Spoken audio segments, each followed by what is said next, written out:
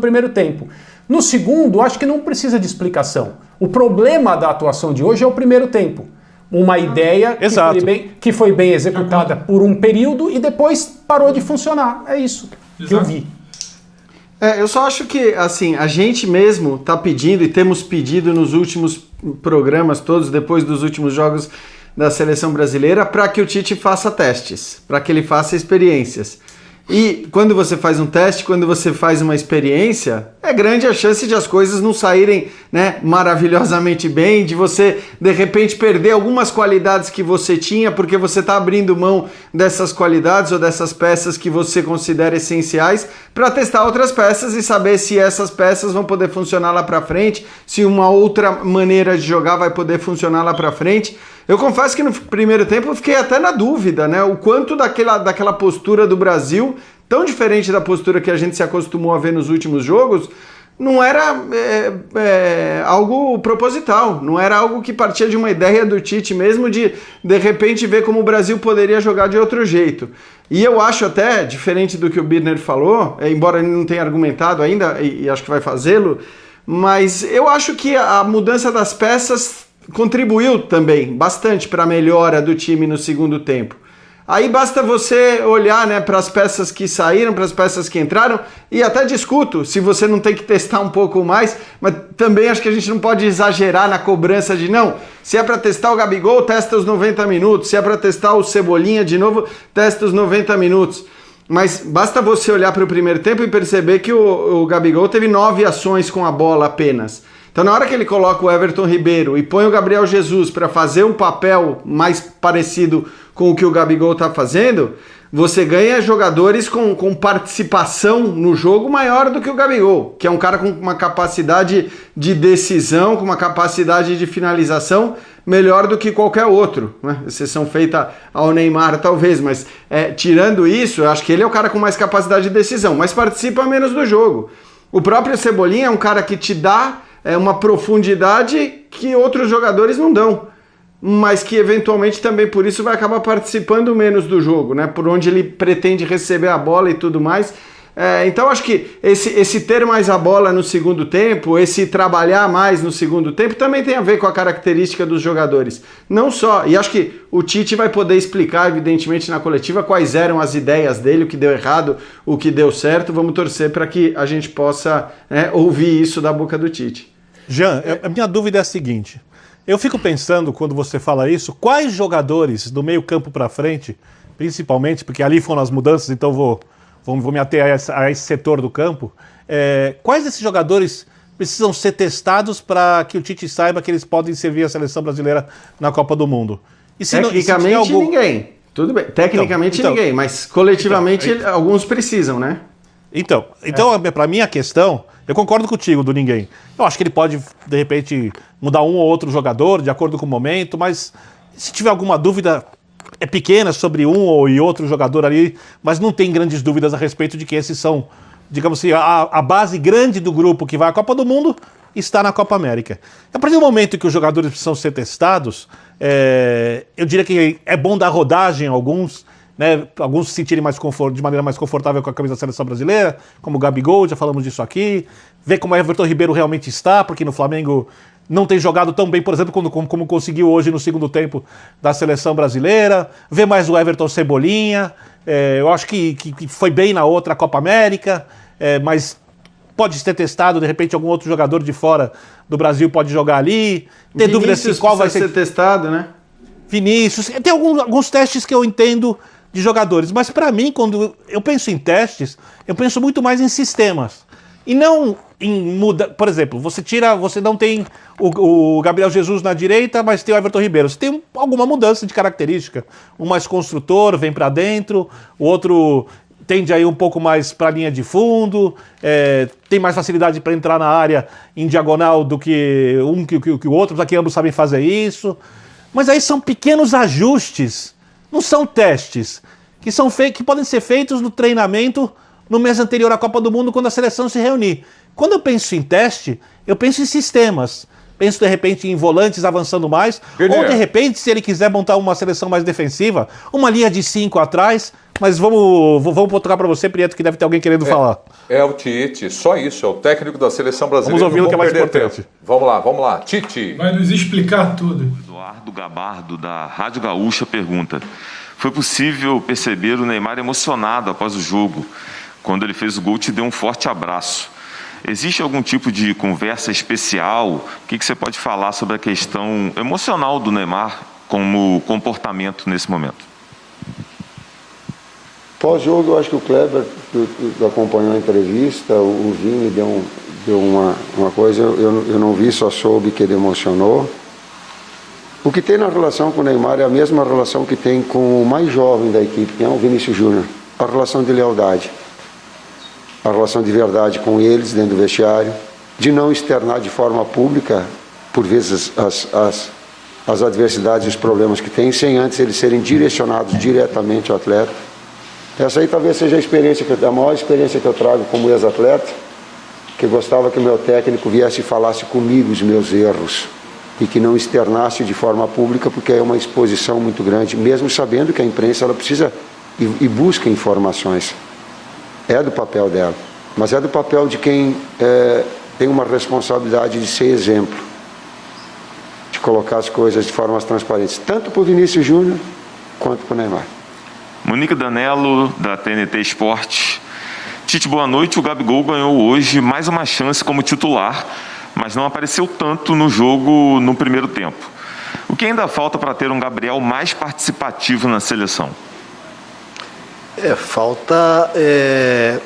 A gente tem mudado, tem dado oportunidade para todos, né? O Gabriel entrou muito bem no jogo anterior. Hoje tivemos muitas dificuldades no primeiro tempo, de encontrar o espaço, a marcação muito agressiva do Peru, subindo também, de uma média alta, nos dificultando bastante, e sem encontrar os espaços, né? Então a gente fez algumas mudanças dentro daquilo que a gente tinha como estratégia, já tinha pensado e preparado para o jogo, e o Gabriel foi substituído, né? Porque também a equipe no primeiro tempo não estava bem, não ajudou, um jogador que é jogador de finalização, que é do último terço. Então a sequência, as outras oportunidades vão aparecer, ele vai brilhar. A gente sempre fala que às vezes no coletivo um acaba brilhando, outro dia foi de outro, né? E hoje o Gabriel não teve esse espaço no primeiro tempo, teve essa dificuldade. Monique, calma. O futebol ele é feito de calma, senão a gente cria uma expectativa excessiva achando que o atleta tem que entrar e já produzir tudo que ele faz no seu clube. Então, calma.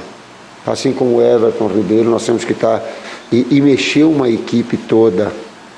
Nós tivemos 6 modificações, né? De um jogo para outro, 6. De um jogo para outro.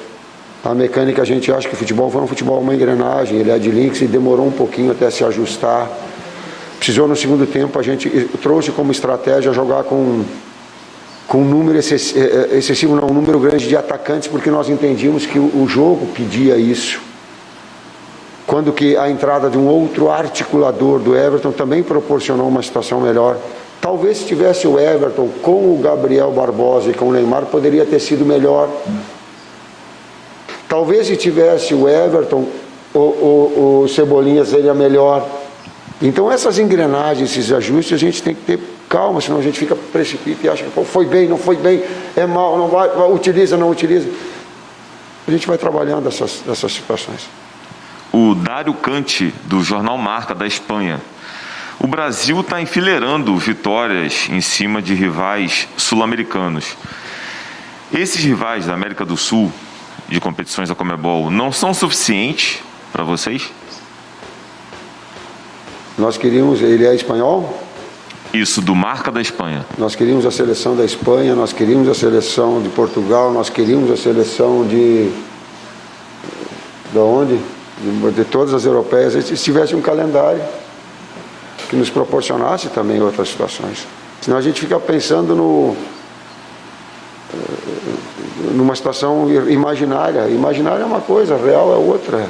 Né? A preparação é agora, nossa, da melhor maneira possível, com os adversários. Né? O Peru fez na Copa do Mundo grandes jogos. Grandes jogos, e eu acho que ele foi eliminado numa segunda fase com o jogo. Estou pedindo aqui olhando para a minha comissão técnica para ver se ela lembra. mas jogos importantes. Foi o último título disputado da Copa América, nós e Peru. Quer dizer, também não vejo assim, o pessoal fica desvalorizando as relações dos nossos confrontos. Nós temos a Argentina de Messi, Lautaro, Agüero e companhia. Nós temos Colômbia com Sanches, com Mina, com Quadrado, com jogadores de alto nível. Nós temos Uruguai com Suárez, com Cavani, com Godin.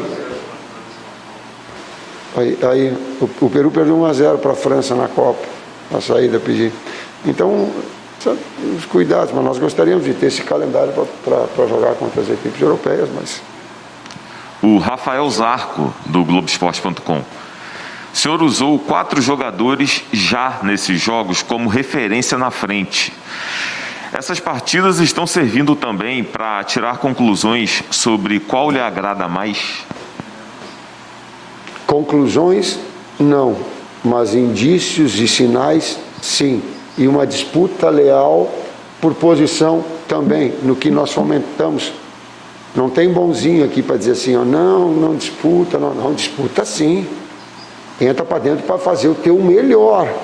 A diferença é ser leal, fazer uma disputa leal, fazer uma disputa limpa.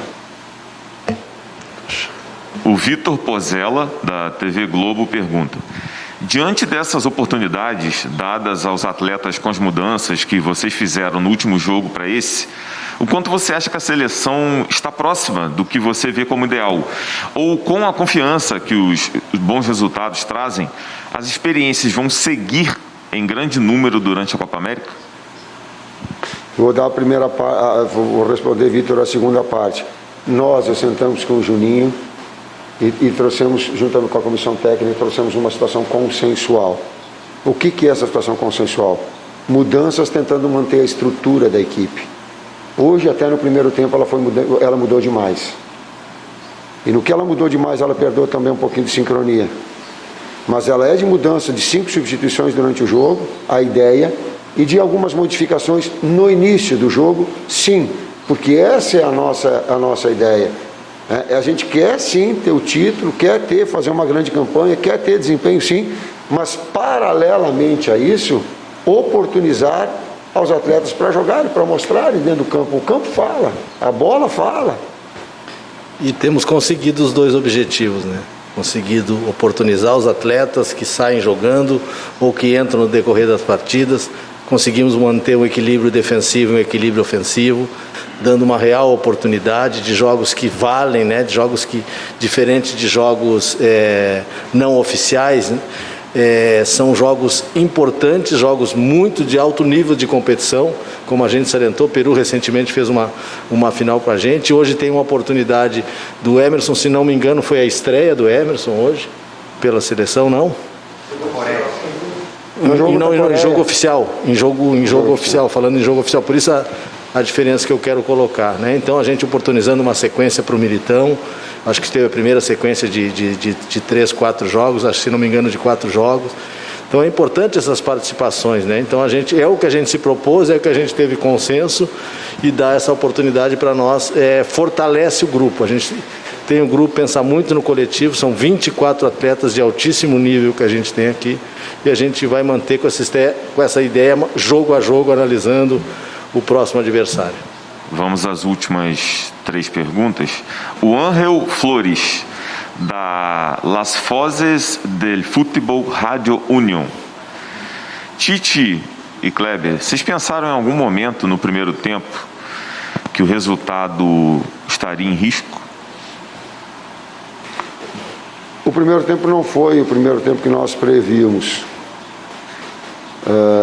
Tanto na articulação como na marcação da pressão na saída de bola do adversário. Na nossa construção também não, então ele ficou abaixo. Por alguns motivos, a qualidade do Peru, a intensidade na marcação, nós conseguimos ajustar uma pressão alta melhor. A nossa saída de bola ainda, eu chamo assim de passe nervoso, ainda alguns passes nervosos, que é aquele passe no chão, a triangulação mais próxima, que é próprio de uma equipe que ela é muito modificada. Quando a gente modifica tudo, a gente não pensa que assim ele vai sair sincronizado.